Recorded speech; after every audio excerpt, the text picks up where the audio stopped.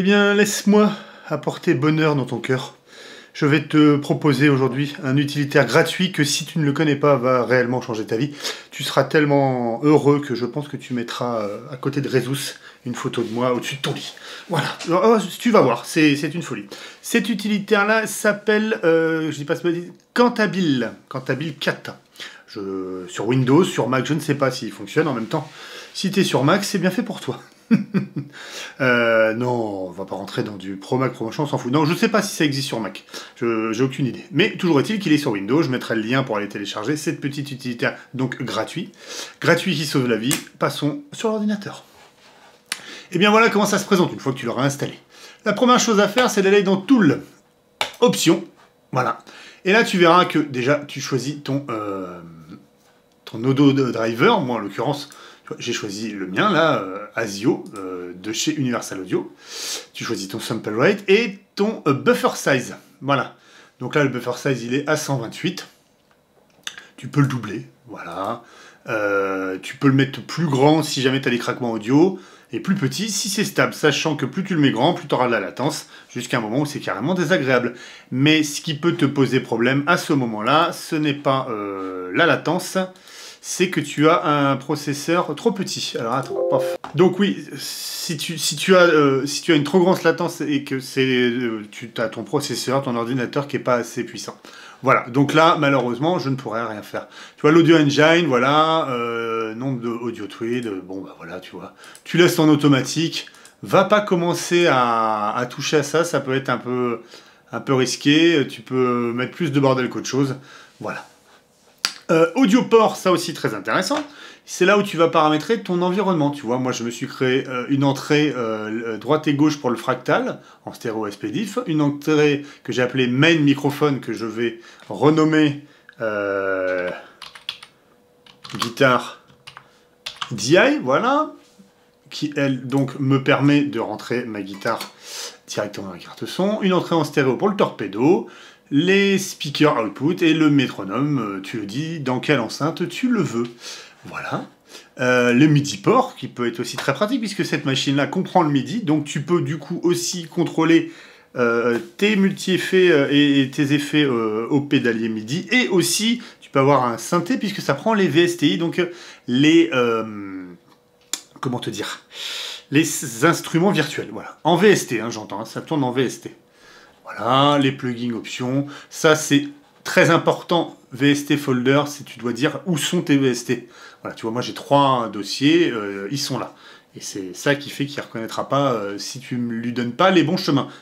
Il n'est pas trop con, il va chercher là où il faut d'habitude. Mais tu peux en rajouter si... Voilà. Startup Shutdown, ça tu t'en fous. Fil location, c'est là où il va se sauvegarder. Keyboard Control, couleur, hotkey, c'est les raccourcis.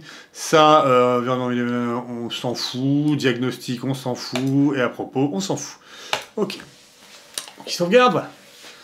Alors, comment ça se présente? Ça se présente comme ça. Ici, tu as un bouton plus. Si, ça, très important. Ça te permet de voir ta charge de CPU, ta mémoire qui est occupée, et les choses comme ça. Bon.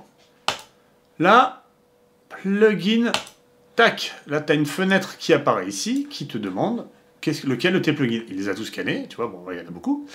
Par vendeur, par effet, par instrument pour les instruments virtuels, voilà, ces trucs-là. Moi, je vais chercher par vendeur, et je vais aller voir Neural DSP, tac, et je prends le Mesa. Hein, alors, tu peux lire les VST2 aussi. C'est pas mal, sachant que Cubase ne le fait plus. Paf. Donc, il m'a chargé, le Neural, on va le regarder tout à l'heure. Donc, j'ai ça qui est devant moi. J'ai ça. Et là, il est branché à rien. Il est branché à la sortie, mais il est branché à rien. Je prends ma guitare in, je tire un câble jusqu'à l'entrée. Et là, miracle, j'ai du son. Donc après, si tu double-cliques sur ça, tu as ta fenêtre qui apparaît, voilà. Et là, tu as ton plugin, tout simplement, sauf qu'il y a des choses en plus, c'est que tu peux faire des snapshots. Des snapshots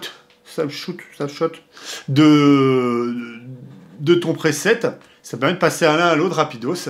Et ça, c'est sa sortie, voilà. Donc bah là, par exemple, tu vois, je sais pas, je vais user, je me mets un petit son que j'ai...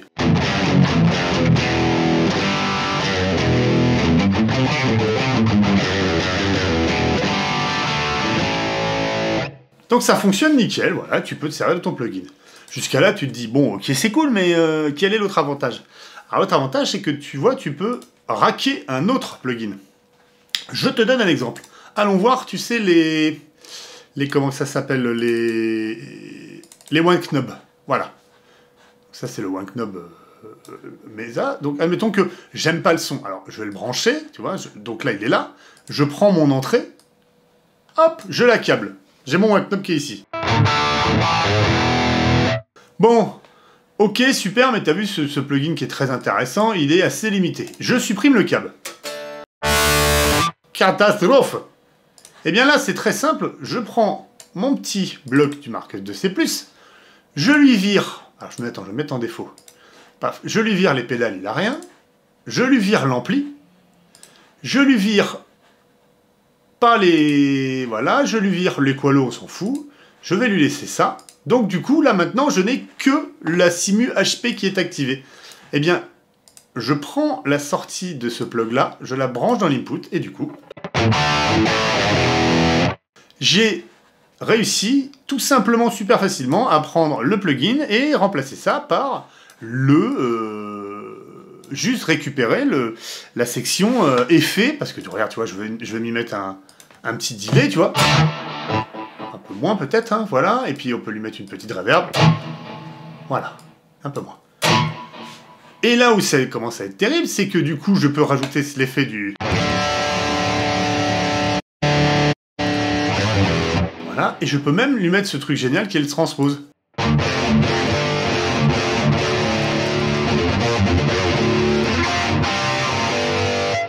Du coup, je me sers de toute la partie du Neural DSP qui m'intéresse, avec un autre ampli sur lequel j'ai désactivé le...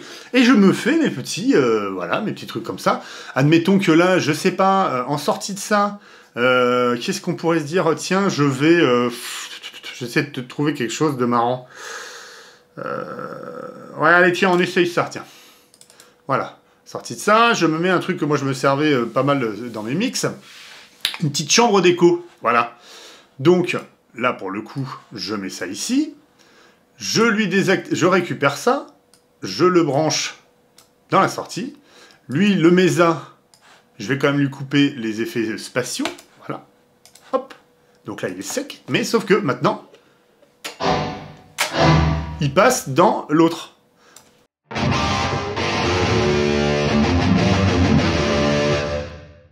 Exagéré, hein, tu vois bien ce que je veux dire.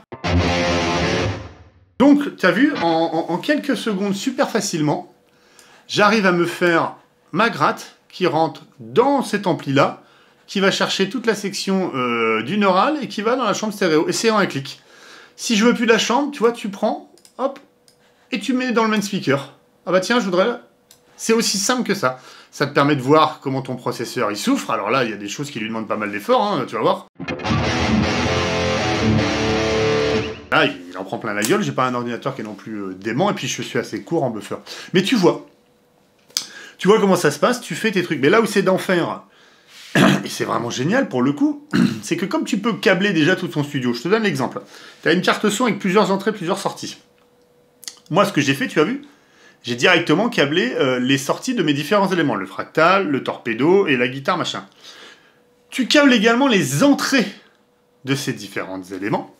Et ça va agir comme un dispatch, mais un dispatch numérique. Ce qui est cool, ça veut dire que, en gros, si tu veux, tu peux sortir là, du torpedo, rentrer dans le plugin, et pourquoi pas, si j'ai une boîte de réamp, envoyer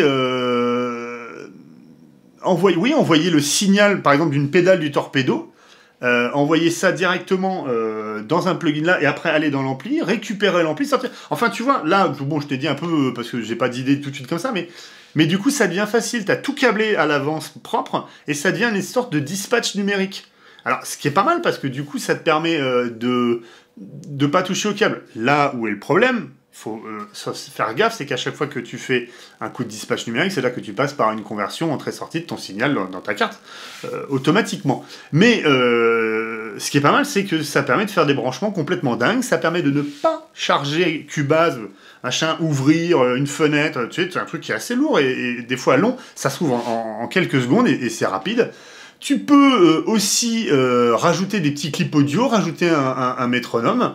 Tu vois, si je clique là, ça c'est l'entrée-sortie c'est le niveau du plugin. Enfin, tu vois, c'est rapide, c'est facile, c'est ludique, ça se déplace. Voilà. Et ce qui est super, c'est que tu peux te créer, tu vois, là, si tu l'enregistres, tu enregistres ça comme eux, ce qu'ils appellent une song. Donc, ce qui fait qu'après, tu peux par exemple avoir envie de bosser du Metallica. Bon, bah, tu t'es fait tout un son à la Metallica. Tu peux avoir envie de bosser après du Stevie Ray Vaughan. Tu as complètement de nouvelles chaînes de son avec plein de trucs. Et ben, tu as juste à. Hop, tu ouvres ta chanson. Paf, tout est chargé, tout est réglé, tu touches à rien. Voilà, tu as juste à brancher ton truc.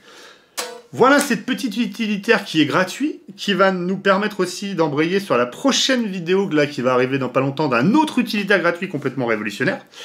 Enfin, pas révolutionnaire, mais le fait qu'il soit gratuit et de telle qualité, c'est vraiment un truc énorme. Donc, je ne peux que te conseiller de télécharger ce petit utilitaire si tu ne l'as pas. Ça sauve bien des situations et c'est bien simple. Et ça permet à beaucoup qui me demandent, oui, mais est-ce qu'il faut un Cubase? Parce que ça vaut cher un Cubase, est-ce qu'il faut Ableton, est-ce qu'il faut machin? Eh ben non, tu peux te démerder à faire juste sonner ta guitare, juste t'amuser avec les plugins avec ça. Voilà, et ça marche mieux que les stand-alone, puisque, encore une fois, je pense que le moteur audio interne, il est un poil plus optimisé, parce que, autant quand je branche mon Neural DSP en stand-alone, il faut que j'augmente les buffers à mort, autant là, j'arrive à le mettre plus plein d'autres plugs et jouer, et ça tient, et c'est stable. Donc je pense que ça doit être mieux optimisé, ou du moins, ce que j'ai compris, j'avais fait une option, ça peut tourner sur le GPU de la carte graphique, et ça, c'est pas rien, parce que c'est très puissant et rapide, les cartes graphiques, quand on a une bonne, hein, j'entends, voilà. Et ce qui peut même être génial, c'est que tu peux considérer ça, comme ça tourne comme ça, comme un ampli, avant que tu peux câbler en sortie, genre ici, tu te fais une sortie, ou tu la rentres directement dans ton Cubase, et tu te fais ça, t'enregistres directement le son là. Alors bon, t'es baisé pour les réamps, mais quoi que tu peux aussi très bien faire ressortir une deuxième fois un autre truc pour choper le signal sec et faire du réamp et enregistrer quelque chose avant Cubase. T'as pas tout plein de choses à te mettre dans Cubase. Il faut éteindre parce que sinon c'est du monitoring, il faut éteindre parce que sinon c'est du ça. Là, c'est super, tu te crées comme un son d'ampli, un vrai que tu as avant, tu l'enregistres dans Cubase, tu le sépares en deux le signal, tu enregistres ton signal droit dans Cubase, plus le signal trafiqué. Et si après tu veux bouger, bah, tu peux revenir et changer puisque tu as le signal droit qui a été fait. Comme avec un vrai ampli, tu fais un réamp interne. Voilà. Peut-être que la fin était un peu compliquée, mais pour moi, ça me semble simple. Hein, on est là. Abonne, like et share, pas à la chanteuse, mais voilà. Et puis bah, très vite pour la suite, là, un petit outil fort agréable. Allez, salut!